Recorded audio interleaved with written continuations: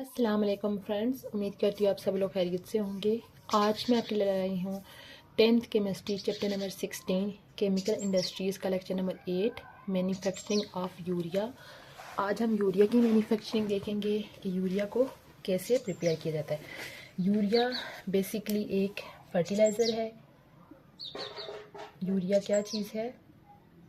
एक high quality fertiliser है, high quality nitrogenous fertiliser है, हाई क्वालिटी नाइट्रोजनस फर्टिलाइज़र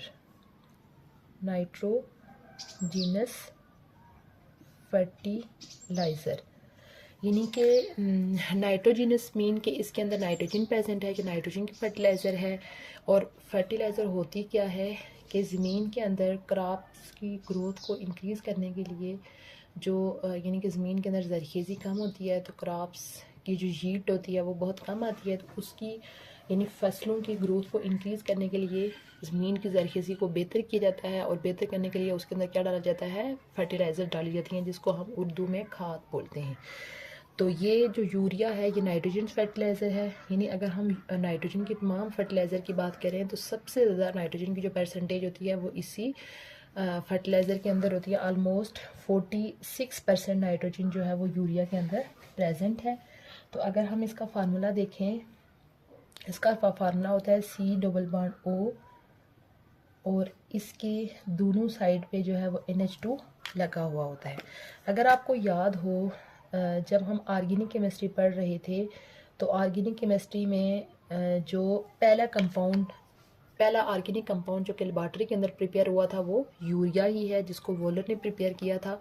और वोलर ने इस कंपाउंड को प्रिपेयर करके जो है एक कंसेप्ट था वाइटल फोर्स थ्योरी, उसको रिजेक्ट किया था। तो इसके लिए हम देख लेते हैं कि इसको प्रिपेयर करने के लिए किस किस तरह के रॉ मटेरियल की ज़रूरत होती है। अगर हम रॉ मटेरियल की हमें देखें तो इसके लिए हमें मीथेन की ज़रूरत होती है, यानी मीथेन CH4 की ज़रूरत है। मीथेन CH4 उसका फार्मूला होता है। उसके अलावा नाइट्रोजन यूज़ होती है N2। उसके अलावा तीसरी चीज़ जो ज़रूरत होती है वो होती है ऑक्सीजन O2। यानी कि ये 3 तरह की चीज़ें जो है वो यूरिया की मैन्युफैक्चरिंग के दौरान यूज़ होती हैं। अब हम इसके स्टेप्स देख लेते हैं कि ओवरऑल यानी कि जो यूरिया की मैन्युफैक्चरिंग की जाती है उसके अंदर कौन कौन से स्टेप्स फॉर मैन्युफैक्चरिंग, यानी प्रेपरेशन के लिए कौन कौन से स्टेप्स यूज़ होंगे, यानी कि क्या क्या प्रोसेसेस होंगे। इसमें जो पहला स्टेप है वो प्रेपरेशन ऑफ हाइड्रोजन। पहला स्टेप है preparation of hydrogen and carbon dioxide, यानी सबसे पहले हाइड्रोजन और कार्बन डाइऑक्साइड की सेंसिस की जाएगी। उसके बाद नेक्स्ट स्टेप है preparation of ammonia. Preparation of ammonia, ammonia की सेंसिस की जाएगी। कौन सा मेथड यूज़ किया करके? By Haber process. Haber process यानी कि ये ऐसा मेथड है जो कि अमोनिया की सेंसिस के लिए यूज़ किया जाता है और ये साइंसदान जो है हैबर ने किया, जिस वजह से इसको हैबर प्रोसेस बोला जाता है। उसके बाद तीसरा स्टेप है preparation of ammonium carbamate. Preparation of ammonium carbamate, ठीक है। यानी उसके बाद अमोनियम कार्बामेट की सेंसिस होगी। फिर preparation of urea,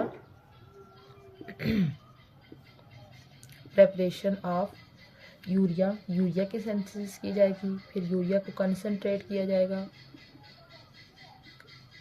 concentration of urea. और लास्ट स्टेप होगा प्रीलिंग ऑफ यूरिया, यानी उसको जो एक दानेदार फॉर्म होती है उसके अंदर कन्वर्ट किया जाएगा।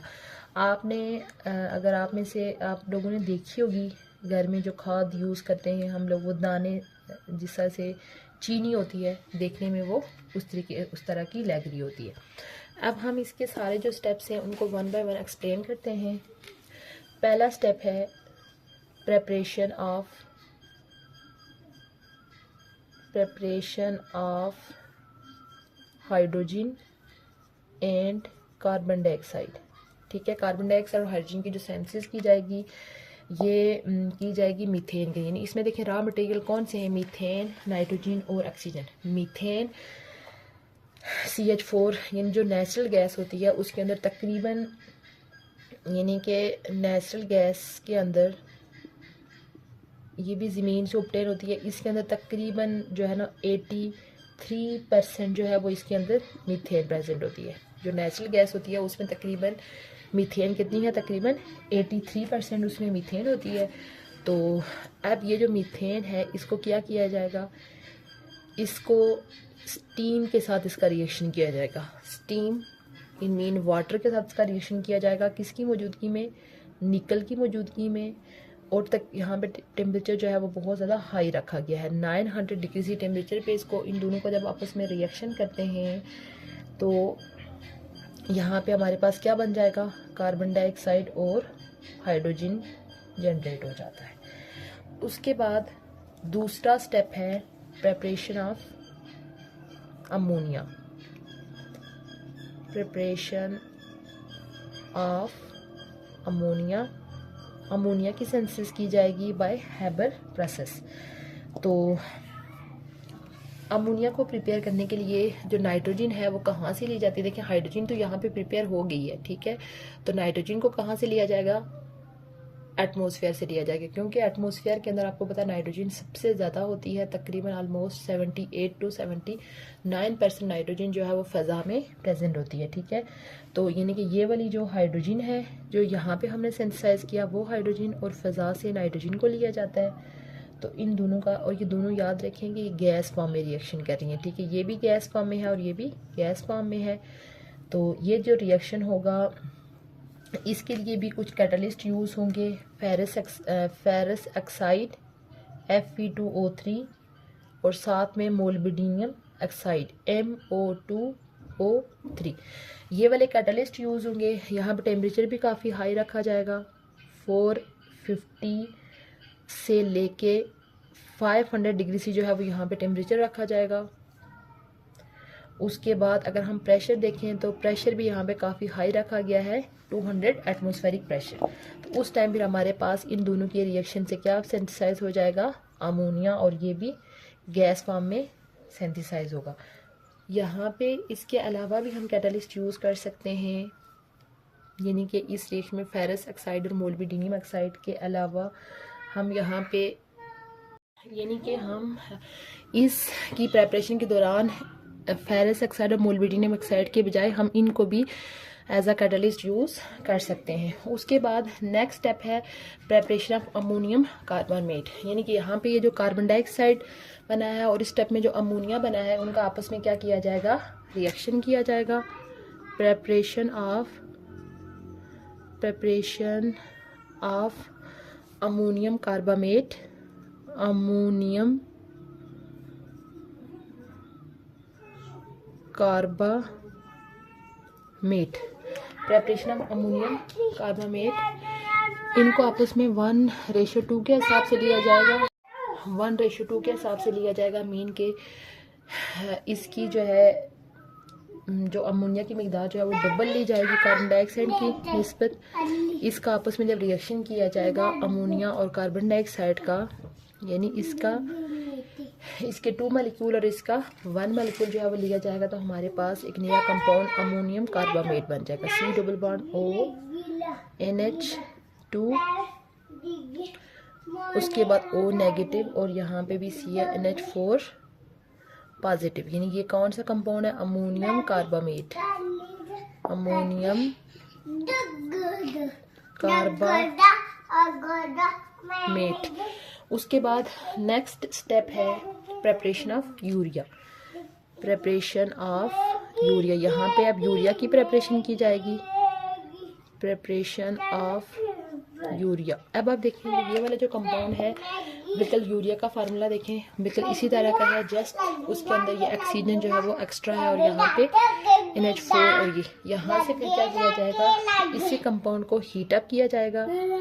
ये जो कंपाउंड है इस कंपाउंड को हीट अप किया जाएगा। हीट करने के बाद इसके अंदर से यूरिया प्रिपेयर हो जाएगा, यहाँ से ये ऑक्सीजन निकल जाएगा और यहाँ से 2 हाइड्रोजन निकल के इसके साथ जो है वो वाटर मॉलिक्यूल भी निकल जाएगा। अब हमारे पास ये जो यूरिया ऑब्टेन हुआ है ये सॉल्यूशन फॉर्म में है, इसको क्या किया जाएगा, कंसंट्रेट किया जाएगा, यानी कि आप समझ रहे हैं कि इसके अंदर लिक्विड अभी ज़्यादा है, इसको कंसंट्रेट करके थोड़ा सा सॉलिडिफाई करने की कोशिश की जाएगी। यानी कि ये वाला जो यूरिया है इसके अंदर लिक्विड बहुत ज़्यादा है। आप समझ रहे हैं कि ये जो यूरिया हमारे पास ऑब्टेन हुआ है ये यूरिया की कौन सी फॉर्म है, सॉल्यूशन फॉर्म है, सॉल्यूशन फॉर्म। तो इसके यानी कि इसके अंदर इसको कंसंट्रेट करने के लिए इसके अंदर जो लिक्विड प्रेजेंट है उस लिक्विड को क्या किया जाएगा, एवोपरेट किया जाएगा वहाँ से, और इसकी यानी आप समझ लें हीटिंग की जा रही है। हीटिंग किधर की जा रही है, स्टीम के साथ और अंडर वैक्यूम। हीटिंग की जाती है अंडर वैक्यूम। वैक्यूम मीन के वहाँ पे कोई भी हवा प्रेजेंट नहीं है, वैक्यूम के अंदर जो है वो इसकी हीटिंग की जाएगी। तो यहाँ पे जो है वो इसकी एवापोरेशन की 2 स्टेजेस हैं, ठीक है। पहली स्टेज पे हमारे पास यानी कि ये सॉल्यूशन फॉर्म से हमारे पास तकरीबन जो यूरिया ऑब्टेन हुआ है 99.7% जो है वो यूरिया ऑब्टेन होगा, ठीक है। यानी आप समझ लें कि सॉल्यूशन फॉर्म से थोड़ा सा कंसंट्रेट करके अब उसकी यानी पहले की निस्बत जो है वो मज़ीद थोड़ी सी मोल्टन फॉर्म आ गई है। यानी यहाँ पे ये हमारे पास क्या है, मोल्टन फॉर्म आ गई है, ठीक है। उसको हीट अप करने के बाद यानी कि जो एक्स्ट्रा लिक्विड था वो ऑपरेट हो गया और जो बाकी यूरिया बचा वो किस फॉर्म में है, अभी मोल्टन फॉर्म में है। उसके बाद इसका लास्ट स्टेप है जिसको बोलते हैं प्रीलिंग।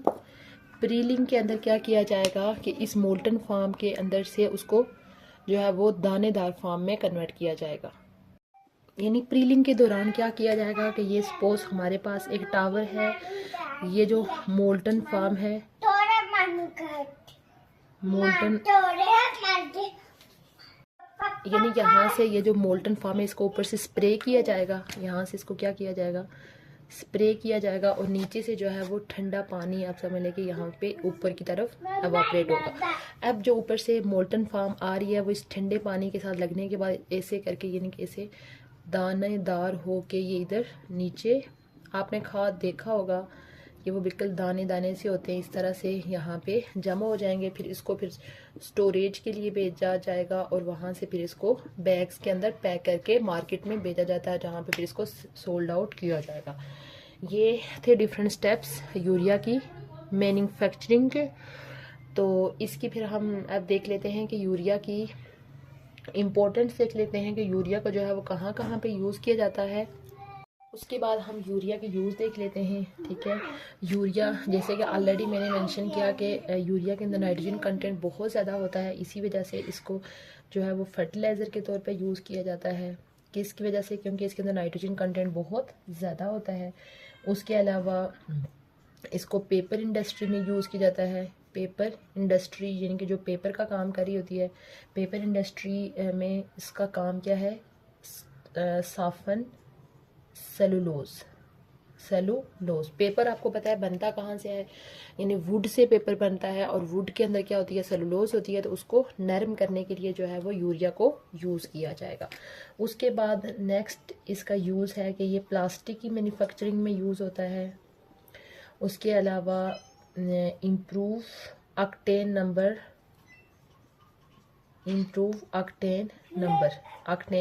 यानी कि ये एक नंबर है जो कि जिस पेट्रोलियम का अक्टेन नंबर ज़्यादा होगा वो गाड़ी के अंदर जब उसको यूज़ किया जाएगा तो उसकी बहुत कम साउंड होगी। तो यानी कि लेस अक्टेन नंबर वाले जो पेट्रोलियम प्रोडक्ट्स होते हैं उनकी नॉकिंग बहुत ज़्यादा होती है, बट जितना अक्टेन नंबर ज़्यादा होगा उतना आप समझ लेंगे वो हाई क्वालिटी का ऑयल होगा या डीजल कुछ भी होगा, तो उसको इम्प्रूव करने के लिए जो है वो इसको यूज़ किया जाता है। उसके अलावा ये एनिमल फीड्स के अंदर एज अ प्रोटीन सप्लीमेंट के तौर पर यूज़ होता है। प्रोटीन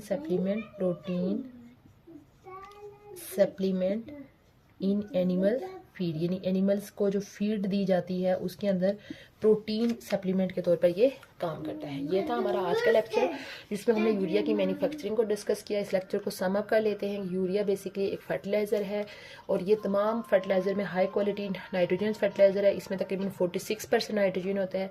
इसकी मैन्युफैक्चरिंग के लिए हमें कौन कौन से रॉ मटेरियल चाहिए? मीथेन, नाइट्रोजन और ऑक्सीजन चाहिए। ये 6 स्टेप्स में इसकी सेंसिस की जाती है। पहले स्टेप में हाइड्रोजन और कार्बन डाइऑक्साइड की सेंसिस की जाती है। नेचुरल गैस के अंदर से मीथेन को लिया जाता है और उसको हीटेड निकल के ऊपर से पास आउट किया जाता है और टेम्परेचर रखा जाता है 900 डिग्री सी। दूसरा स्टेप है अमोनिया की प्रेपरेशन की जाती है। फेरस ऑक्साइड और मोलिब्डेनम ऑक्साइड और 450 to 500 डिग्री सी टेम्परेचर रख के और तकरीबन 200 एटमॉस्फेरिक प्रेशर रख के। उसके बाद ये जो पहले स्टेप में कार्बन डाइऑक्साइड प्रिपेयर हुई थी और दूसरे स्टेप में जो अमोनिया प्रिपेयर हुई है, इनका आपस में रिएक्शन करके अमोनियम कार्बोनेट बनाया जाता है। तो अमोनियम कार्बोनेट को फर्दर हीट अप करने के बाद अमोनिया ऑब्टेन किया जाता है। बट ये जो अमोनिया ऑब्टेन होता है ये सोल्यूशन फॉर्म में होता है। उसको एवापोरेशन की जाती है, वैक्यूम के अंदर उसकी हीटिंग की जाती है। तो हीटिंग से हमारे पास तकरीबन 99.7% यूरिया ऑब्टेन होता है। बट वो अभी भी किस फॉर्म में होता है? मोल्टन फॉर्म में होता है। उसको प्रिल्ड फॉर्म में लाने के लिए उसको प्रिलिंग टावर के अंदर से गुजारा जाता है और नीचे से जो है वो ठंडा पानी नीचे से ऊपर की तरफ स्प्रे किया जाता है। तो वो फिर ऊपर से गर्म यानी कि जब मोल्टन फॉर्म नीचे आएगी तो वो ठंडे पानी के साथ करके कंडेंस होना शुरू हो जाएगी। कंडेंस होके वो नीचे दानेदार फॉर्म में आ जाएगी। तो फिर उसको फिर वहाँ से स्टोर करके फिर मार्केट में बेच दिया जाएगा। अगर हम यूरिया की यूज़ देखें तो urea as a fertiliser use होता है। पेपर इंडस्ट्री में सेलुलोज को सॉफ्ट करने के लिए यूज़ होता है।